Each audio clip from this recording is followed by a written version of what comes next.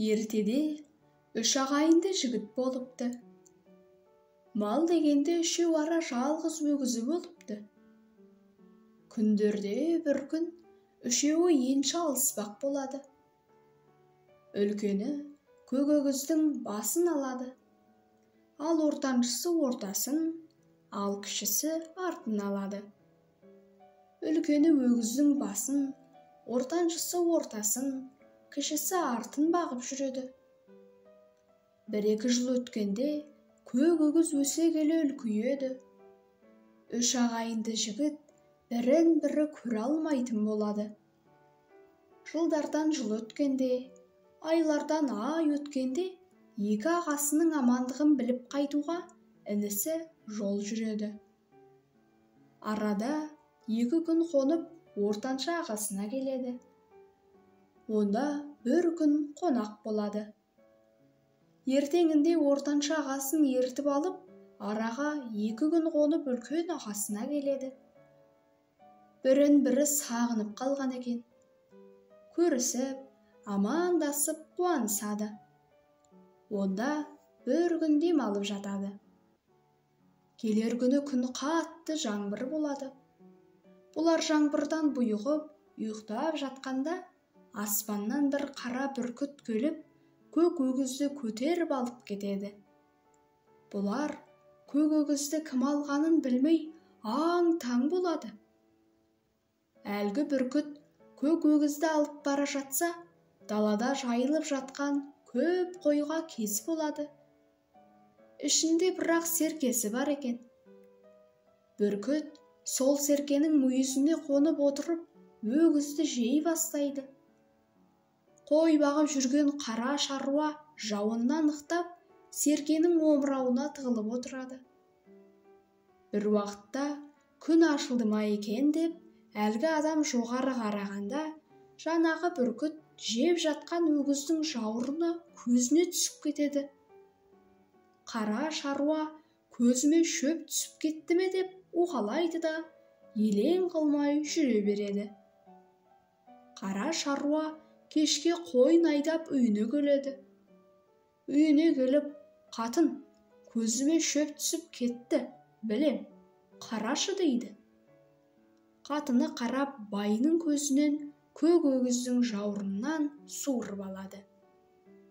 Ауыл көшіп бір көлдің жағасына келіп қонады. Сол күнде манағы шаруаның қатыны 2 қабат екен.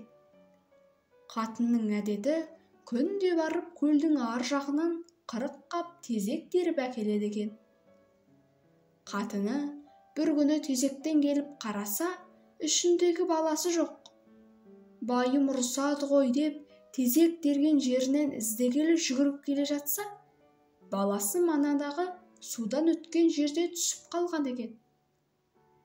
Баласын етегіне орап үйіне алып кетеді. Қара шаруа қойнының атынан қандырып, кешке ауылына айдап келеді. Келсе қатыны ұл тауыпты. Шаруа қатты қуанып, жоғарғы елге жорға бие, төменгі елге төбел бие сойып, шақырып той қылады.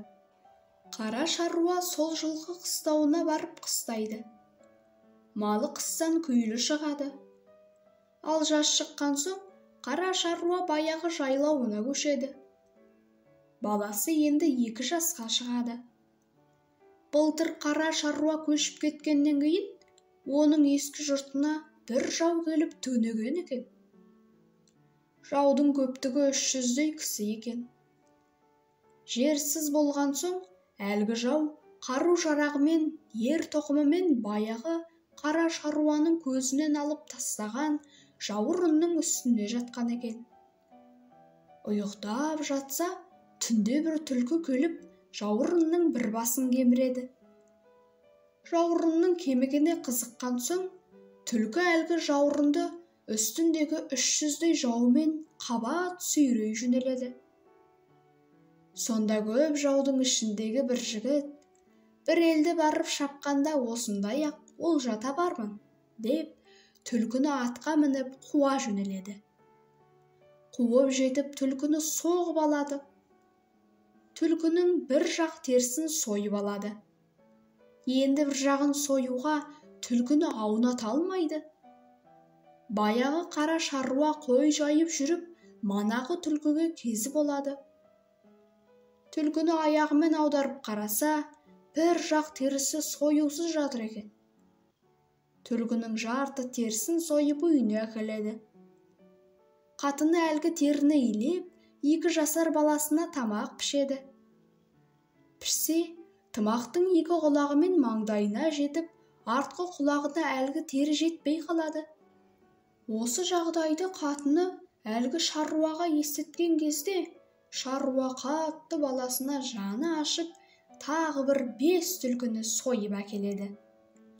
Оның терісін қатынына, өзіне және кіп-кіттай баласына, жетпей қалған тымағына пішіп береді. Осылайша шаруа қатынымен және кіп-кіттай балапанымен бақытты ғұмыр кешеді.